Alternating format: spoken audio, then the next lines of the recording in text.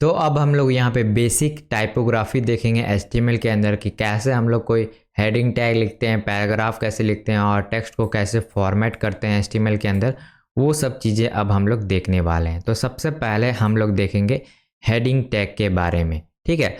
तो यहाँ पे टोटल 6 टाइप के हेडिंग टैग होते हैं। तो यहाँ पे शुरुआत होता है H1, H2, H3।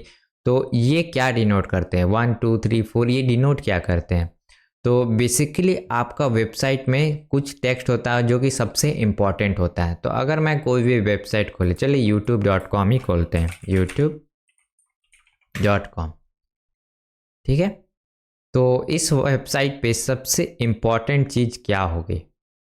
तो इस पे तो सही एक्सप्लेनेशन नहीं मिल पाएगा। तो मान लीजिए कि अगर यहाँ पे कोई टाइटल लिखा होता है यूट्यूब, तो जो यूट्यूब होता है वो आपका H1 के अंदर आता है, क्योंकि वो सबसे इम्पॉर्टेंट है और उसी के थ्रू जो वेबसाइट होते हैं उससे रैंक किया जाता है। जैसे मैं गूगल पे यूट्यूब सर्च करूँ, ठीक है, तो आपको यहाँ पे ये चीज़ दिख रहा होगा जो कि आपका SEO के वजह से आ रहा है। तो ये बेसिकली H1 टैग होगा, वही यहाँ पे शो हो रहा है। और कोई भी वेबसाइट उठा लीजिए, जैसे कि यहाँ विकिपीडिया है, तो इसके ऊपर भी हेडिंग टैग होगा। जैसे इसको इंस्पेक्ट करते हैं कि ये कौन सा टैग है बेसिकली, तो ये स्पैन टैग यूज़ कर रहे हैं। तो बेसिकली यहाँ पे हम लोग को हेडिंग टैग का 1 वर्जन यानी H1 यूज़ करना चाहिए था। तो आपका जितना इम्पॉर्टेंट हेडिंग है उसको वैसा नंबरिंग में दिया हुआ। तो सबसे ज़्यादा इम्पॉर्टेंट हेडिंग जो होगा वो H1 में जाएगा, जो उसके बाद इम्पॉर्टेंट होगा वो H2 में जाएगा, और जैसे जैसे उसकी जो इम्पोर्टेंस है वो घटते जाएगी तो वो घटते जाएगा। तो टोटल यहाँ पे 6 है। और यहाँ पे कुछ स्टाइलिंग भी पहले से डिनोटेड है। जैसे कि अगर आप H1 लिखते होगे तो आपका जो साइज़ है वो थोड़ा बड़ा रहेगा H2 से, और उसी तरह से रिस्पेक्टिवली आपका जो, अगर आप नंबर बढ़ाते जाओगे तो साइज़ भी रिड्यूस होता जाएगा। तो चलिए अब हम लोग कोड में देख लेते हैं कि इसे कैसे इम्प्लीमेंट किया जाए। तो अब मैं आपको यहाँ पे कुछ शॉर्टकट बताऊंगा। तो यहाँ पे हम लोगों ने पूरा एक स्ट्रक्चर लिखा था जिसमें हम लोग को थोड़ा टाइम लग गया था। तो VS कोड में इनबिल्ट यहाँ पे आपको एमिट का सपोर्ट देखने को मिलता है। तो उसके लिए अगर आपको कोड जनरेट करना है बॉयलर प्लेट, जो कि हम अभी किया था, तो आपको शिफ्ट दबाना है अपने कीबोर्ड पे और एक्सक्लेमेशन मार्क जो कि 1 के ऊपर है उसको प्रेस करना है। तो आपको ये वाला ऑप्शन मिलेगा, सिंपल इस पर क्लिक करना है। और यहाँ पे आप देखो एमिट एब्रीविएशन भी दिया है जो कि आपका ये कोड जनरेट करके देगा, ठीक है। तो ये जैसे ही मैंने किया तो आप देखो यहाँ पे काफ़ी सारे मेटा टैग आ गए, व्यू पोर्ट आ गया। तो ये सब जो मेटा टैग है वो मैं आपको SEO वाला सेक्शन होगा उसमें मैं आपको अच्छे से बताऊंगा। तो यहाँ पे जो टाइटल है मैं लिख देता हूँ चैप्टर 3, और इसके अंदर सबसे पहले हम लोग क्या करेंगे, हेडिंग लिखेंगे। और एक चीज़ आप लोग ने नोट किया कि जैसे मैं सेव करता हूँ, सेव करने के लिए Ctrl+S दबाना है, तो सेव करता हूँ तो यहाँ जो फॉर्मेटिंग हो जा रहा है। तो अगर आपको भी ऐसा बिहेवियर चाहिए कि आप कुछ भी करो तो फॉर्मेट हो जाए आपका कोड, तो उसके लिए आपको एक एक्सटेंशन की ज़रूरत पड़ेगी। तो एक्सटेंशन का नाम है प्रीटियर, ठीक है। तो ये वाला जो आइकन देख रहे हैं आपको इस पर क्लिक करना है और एक्सटेंशन को इंस्टॉल कर लेना है। और इंस्टॉल करने के बाद अब आपको एक सेटिंग खोलना है। तो यहाँ पे जो सेटिंग का ऑप्शन है इस पर आप क्लिक करो, ठीक है, और यहाँ पे चले जाओ। चले जाने के बाद यहाँ पे आप सर्च करो फॉर्मेट ऑन सेव, ठीक है। तो जब भी आप सेव करोगे तो ये फॉर्मेट हो जाएगा। तो यहाँ पे आपको चेकमार्क लगा देना। उसके बाद एक और चीज़ आपको करना है, डिफ़ॉल्ट फॉर्मेटर सर्च मारना है। तो यहाँ पे आपका कुछ और सेलेक्ट होगा, ठीक है, नल होगा, कुछ भी होगा। तो आप यहाँ पे प्रीटियर है उसको सेलेक्ट कर लेना, ठीक है। तो मैंने यहाँ पे सेलेक्ट कर लिया। और जब भी आप इसे सेव करोगे तो जैसा कि यहाँ पे हो रहा था वैसा ही होगा। लेकिन अगर आप कोड को कुछ ख़राब कर देता हूँ, जैसे कि मैं बॉडी टैग का क्लोजिंग हटाता हूँ, ठीक है, और इसे सेव करता हूँ, तो देखिए यहाँ पे सेव नहीं होगा और यहाँ पे एरर आ रहा है, देखिए रेड कलर का। तो इससे आपको पता चल जाएगा कि आपका जो HTML का कोड है उसमें कुछ गड़बड़ी है। इस वजह से आपका जो फॉर्मेटिंग है वो काम नहीं कर रहा है। तो आपको ध्यान से देखना पड़ेगा कि भाई यहाँ पे कहाँ पे गड़बड़ है। तो यहाँ पे गड़बड़ है तो इसको ठीक करेंगे, सेव। तो देखिए जब अब सही है तो ये सही से फॉर्मेट होगा। और जब भी ऐसा लगे कि आपका फॉर्मेट सही से काम नहीं कर रहा है तो आपको यहाँ पे अपने कोड को अच्छे से देखना है कि कहाँ पे गड़बड़ है, ठीक है।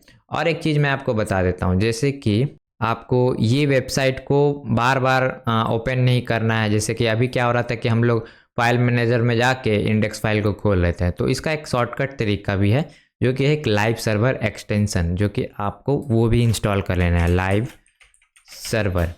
ठीक है, तो ये जो लाइव सर्वर है इसे आप इंस्टॉल कर लीजिए। और इसका फ़ायदा क्या है कि अब आप जब भी राइट क्लिक करेंगे तो यहाँ पे ओपन विथ लाइव सर्वर का यहाँ ऑप्शन आ रहा है। ठीक है, इस पर जैसे क्लिक करेंगे तो आपका जो भी ब्राउज़र होगा उसमें आपका जो फाइल है वो खुल जाएगा। और एक फ़ायदा और बताऊँ, तो अब मैं यहाँ पे जो भी टाइप करूँगा, आप यहाँ पे देखिएगा, अगर मैं यहाँ पे एक h1 टैग बनाता हूँ, h1, और यहाँ पे लिखता हूँ दिस इज माई हेडिंग 1, तो देखिए ये ऑटोमेटिक आ गया। जैसे मैं कंट्रोल S दबाया यानी सेव बटन दबाया, ये चेंज हो गया।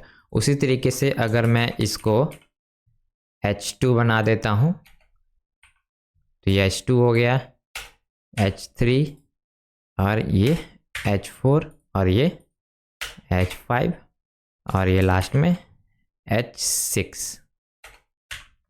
तो यहाँ पे आप देख रहे हो कि मैं इस टैग को एडिट कर रहा हूँ तो ये ऑटोमेटिक जो पीछे वाला टैग है वो भी चेंज हो रहा है। तो वो भी आपको कर लेना है, उसके लिए भी एक्सटेंशन। तो उसके लिए आपको सिंपल सर्च मारना है ऑटो टैग। तो ऑटो रीनेम ये जो टैग है इसको भी ये जो एक्सटेंशन आप इंस्टॉल कर लीजिएगा, नहीं तो ऐसा नहीं काम करेगा। जैसे मैं यहाँ पे देखिए पीछे वाला जो टैग है वो ऑटोमेटिक पीछे भी डिलीट होगा। अगर मैं इसको डिलीट कर रहा हूँ, देखिए हो रहा है ना, और कुछ टाइप करूँगा तो वो भी लिखाएगा। तो इस वजह से ये भी एक्सटेंशन काफ़ी यूज़फुल है। तो जैसा कि मैंने आपको बताया था कि पहला वाला जो हेडिंग होगा वो सबसे बड़ा होगा और इसका जो इम्पोर्टेंस है वो सबसे ज़्यादा होगा। तो अब आप हेडिंग के बारे में अच्छे से समझ गए होंगे। तो अब देखते हैं पैराग्राफ टैग क्या होता है। तो पैराग्राफ जनरली आपका जो वेबसाइट होता है उसमें फिलर का काम करता है। जैसे कि आप कोई भी कंटेंट लिखते हैं, डिस्क्रिप्शन लिखते हैं, तो जैसे कि ये विकिपीडिया का वेबसाइट है, इसको इंस्पेक्ट करके देखते हैं और यहाँ पे आप देखोगे कि यहाँ पे पैराग्राफ टैग यूज़ हुआ है। इसको खोलें तो यहाँ पे देखिए काफ़ी सारे P tag use, h2 tag यहाँ पे यूज़ हुआ है। तो h2 टैग यहाँ आपका हिस्ट्री के लिए यूज़ हुआ है। ठीक है, तो यहाँ पे आप देखो काफ़ी सारे पैराग्राफ टैग है जिसमें आपका जितना भी ये चीज़ डेटा आप देख रहे हो लिखा हुआ है सब आपका पी टैग में लिखा हुआ है। तो जितना वेबसाइट में फिलिंग का काम होता है वो पैराग्राफ टैग से ही होता है। ठीक है, इतना आपको समझ में आ गया। अब देखते हैं फॉर्मेटिंग टैग्स, ये क्या करते हैं। तो बेसिकली आपका जो भी टैग होता है, जैसे कि आप कोई टेक्स्ट लिखें, जैसे कि यहाँ पे देखो आप ये यूट्यूब देख रहे हैं, बोल्ड है, तो इसे बोल्ड टैग में लिखेंगे। जैसे यहाँ पे बी टैग है, देख रहे हैं ना, ये बोल्ड टैग में लिखेंगे तो ये बोल्ड हो जाएगा। और यहाँ पे स्ट्रॉन्ग है, तो दोनों का मतलब एक ही है, लेकिन यहाँ पे इसको ज़्यादा इम्पोर्टेंस दिया जाता है कि अगर आप यूट्यूब को अगर स्ट्रॉन्ग टैग के अंदर लिखोगे तो उसका मतलब ये जो टेक्स्ट का जो पार्ट है, जैसे कि ये पार्ट, वो सबसे इम्पॉर्टेंट है। ठीक है, तो ये हेल्प किस में करता है, तो बेसिकली ये आपका सर्च इंजन ऑप्टिमाइजेशन जैसे कि एसईओ होता है उसमें ये हेल्पफुल होता है। ठीक है, अब ये सब चीज़ों को मैं आपको करके दिखाता हूँ साइड बाय साइड ताकि आपको समझ में आए। ठीक है, तो सबसे पहले बोल्ड टेक्स्ट को देखते रहें। तो मैं सिंपल पहले एक पी टैग बनाता हूँ। ठीक है, और इसके अंदर मैं लिखता हूँ दिस इज माई डिस्क्रिप्शन। तो अभी आप देखो कि मुझे काफ़ी ज़्यादा टाइप करना पड़ रहा है, तो इसका भी एक सॉल्यूशन है। तो इसका क्या सॉल्यूशन है कि यहाँ पे आपको ऑटो जनरेटेड टेक्स्ट मिलते हैं, तो इसके लिए आपको लिखना है लॉरेम। ठीक है, लॉरेम आप देख लीजिए LOREM। तो ये जो एमिट है वो आपको प्रोवाइड करता है। और इसके पीछे अगर आप 20 लिख देते हो, ठीक है, आपको यहाँ 20 दिख रहा है, तो अब क्या होगा 20 वर्ड जनरेट हो गए। और ये किस लैंग्वेज में है वो तो मुझे नहीं पता, लॉरेम किस लैंग्वेज में, वो आपको कमेंट सेक्शन में बताना है कि लॉरेम जो होता है टेक्स्ट वो किस लैंग्वेज में होता है। अगर आप बताते हो तो अच्छी बात है। ठीक है, तो अब चलिए बी टैग को अप्लाई करते हैं यहाँ पे बी टैग। तो मैं जो लॉरेम है उसको बी टैग में डाल देता हूँ। ठीक है, बी। ठीक है, तो अब इसे जैसे ही मैंने बी टैग में डाला तो अब आप देखो इसका आउटपुट में क्या चेंज आया।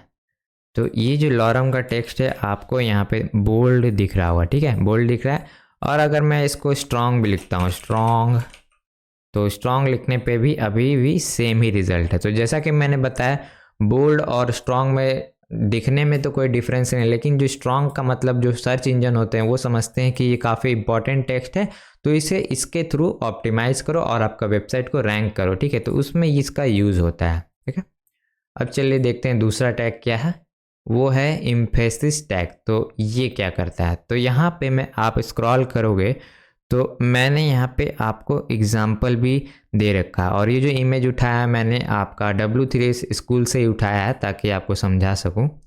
तो यहाँ पे टेक्स्ट का बोल्ड का तो मैंने समझा दिया। अब एम्फेसाइज, तो यहाँ पे भी इटैलिक और एम्फेसाइज का जो टेक्स्ट का जो फॉर्मेट है वो आपको सेम ही मिलेगा, बस आपका जो टेक्स्ट होता है वो थोड़ा टिल्ट हो जाता है, ठीक है। तो मैं क्या करता हूँ, यहाँ से यहाँ तक का जो टेक्स्ट होता है इसे मैं इटैलिक टैग के अंदर डाल देता हूँ, ठीक है। हाई लिखते हैं और यहाँ पे पेस्ट, ठीक है। अब आप देखो यहाँ पे, यहाँ तक आप देखो थोड़ा सा टिल्ट हो गया और इटैलिक फॉर्मेट में आ गया। तो एम्फेसाइज टेक्स्ट कोई यूज़ करता नहीं है, काफ़ी अजीब सा, मतलब EM करके, इससे अच्छा आई टैग ही कोई यूज़ कर ले। और बेसिकली मैं तो इन तीनों का भी यूज़ नहीं करता, मैं डायरेक्टली क्या करता हूँ, CSS से ही इसे जो स्टाइलिंग से बोल्ड ये सब कर देता हूँ। फॉन्ट वेट करके प्रॉपर्टी होती है CSS में, उसी से करता हूँ, ठीक है।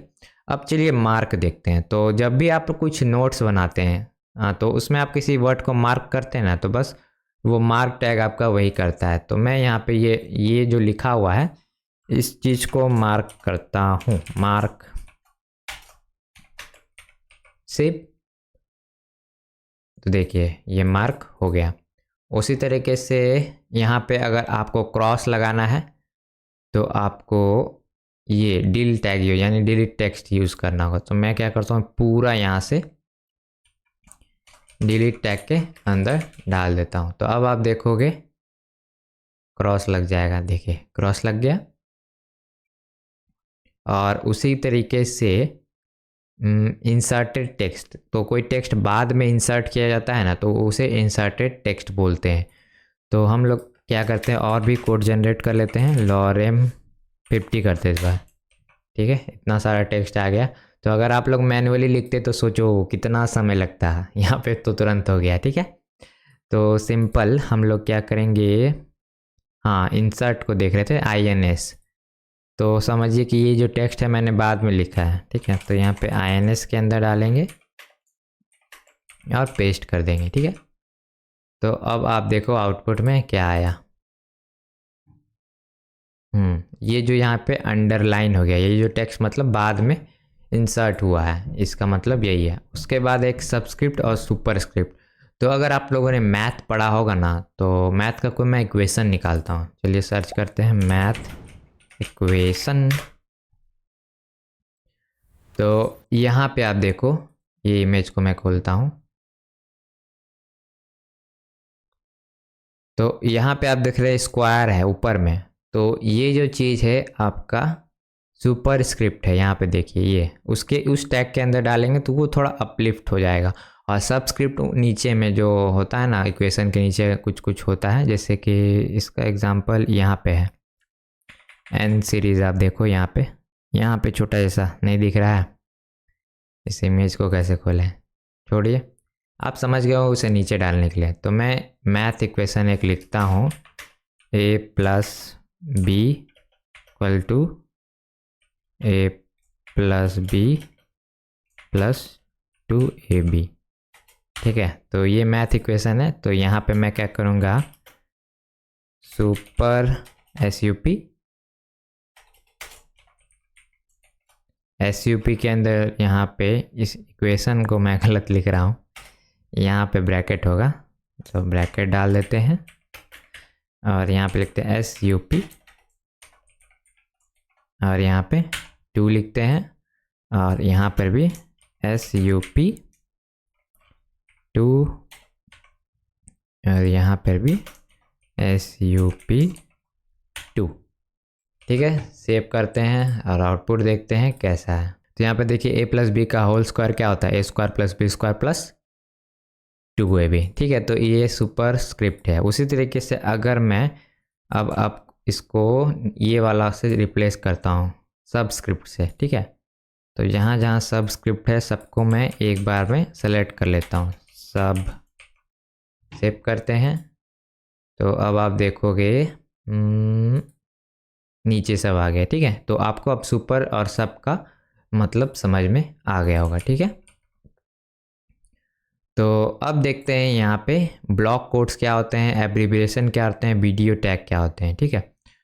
तो बेसिकली अगर आप कोई कंटेंट होते हैं किसी और वेबसाइट से उठाते हैं, जैसे कि ये यूट्यूब के बारे में डिटेल्स है जो कि यहाँ पे लिखा हुआ है, तो इसको अगर मैं अपने वेबसाइट पर डाल रहा हूँ, ठीक है, तो मैं इसको कॉपी करता हूँ और इस पी टैग के नीचे मान लीजिए ऐसे लिख देता हूँ, ठीक है। तो इससे पता नहीं चल पा रहा है कि इस चीज़ टेक्स्ट को मैं कहाँ से उठा के लाया हूँ। तो उसको सॉल्व करने के लिए आपको ब्लॉक कोड्स का यूज़ करना होगा, ठीक है। तो आपको यहाँ पे लिखना है ब्लॉक कोड और उसके अंदर टेक्स्ट को डालना है। तो यहाँ पी के जगह ब्लॉक कोड, ठीक है। और यहाँ पे एक एग्जांपल है साइट। तो साइट के अंदर ये चीज़ है वो कॉपी कर लेंगे और यहाँ पे डाल देंगे, ठीक है।